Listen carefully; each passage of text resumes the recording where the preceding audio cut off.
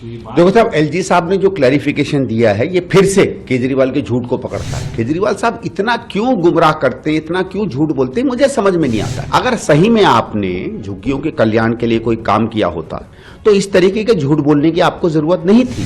जो आदमी अपनी कॉन्स्टिट्यूंसी में झुग्गी वालों को अधिकार नहीं दे सकता है, उसके पास कोई अधिकार नहीं बचता इस दिल्ली में कुछ कहने का। देखो साहब, एलजी साहब ने जो क्लैरिफिकेशन दिया है ये फिर से केजरीवाल के झूठ को पकड़ता है। केजरीवाल साहब इतना क्यों गुमराह करते हैं, इतना क्यों झूठ बोलते हैं, मुझे समझ में नहीं आता है।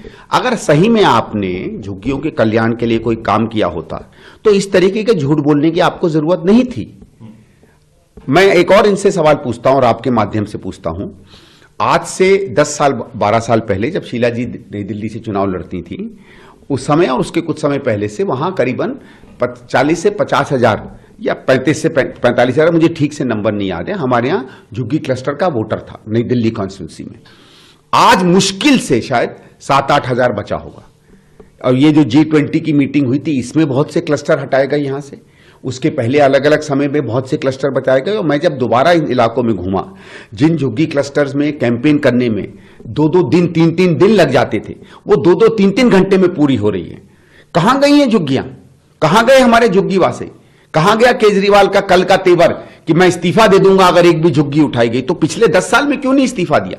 आपकी कॉन्स्टिट्यूंसी नई दिल्ली में 30,000-35 हजार वोटर जो है उठा के यहां से बाहर फेंक दिया जाता है। हमें पता भी नहीं है वो कहां है।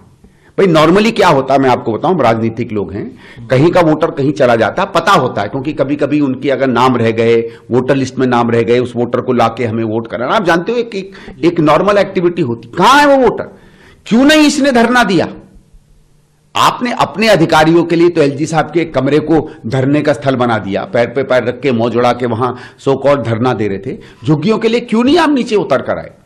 कांग्रेस का व्यक्ति जब भी कोई भी अगर आता था झुग्गी तोड़ने के लिए तो हमारे लीडर उसके सामने होते थे। ये माना जाता था कि बुलडोजर के आगे कांग्रेस के लीडर लेट जाया करते थे झुग्गियों का डिस्ट्रक्शन रोकने के लिए। मैं आपको बताता हूं, हमारे वजीरपुर में रेलवे लाइन पर झुग्गियों के डिस्ट्रक्शन का काम आया था। रेलवे की लाइन एक्सपैंड होनी थी। मुझे पता चला, हमारे वहां के जो हारे हुए विधायक थे वो मेरे पास आए। हम ये 7-8 लोगों को लेकर रात को मैंने 9:30 बजे लालू जी को फोन किया। लालू जी ने कहा फट से आ जाओ। मैं वहां पहुंचा, बात बताई। लालू जी और गुप्ता जी उनके एक मिनिस्टर थे, वो बैठ के आग ताप रहे थे। मेरे सामने लालू जी ने डीआरएम को फोन किया और कहा यार अभी नहीं, करना भी है, एक्सपेंड करना है, इसको हम देखते हैं। कम से कम सर्दियां हो रही हैं, उसके बाद बच्चों के इम्तहान हैं, हमको 7-8 महीने का टाइम दे दिया। उसके बाद झुग्गियां बच गई।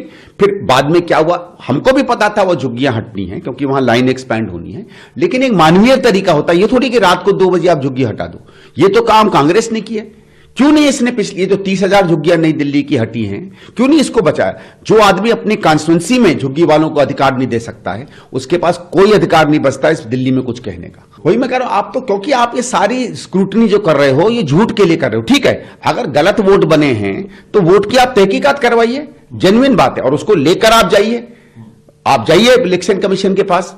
बल्कि आपको तो इंडिया अलायंस से बात करनी चाहिए कि इंडिया अलायंस इस चीज को बड़े मुद्दे पे उठाए, क्योंकि ये सिर्फ दिल्ली की बात नहीं होती है, एक बड़ी बात होती है। लेकिन मेरा ये कहना है कि जब आप ये कहते हो कि झुग्गी के लोगों के आप इतने संवेदनशील हो, करीब हो, तो उसका आपने क्यों नहीं ज्ञान रखा? वो कहां चले गए? राजा बाजार में हमारी इतनी बड़ी झुग्गी थी, हमारे बीआर कैंप की झुग्गियां थी, और जगहों पर बहुत जगहों पर झुग्गियां थी, कहां गए में वो सब? आपके नाक के नीचे से आपके इलाके से बिल्कुल झुग्गियां उड़ जाती हैं और केजरीवाल साहब चूं तक नहीं करते। अमर उजाला जीवांजलि के सारथी की मदद लें और महाकुंभ में स्नान जरूर करें।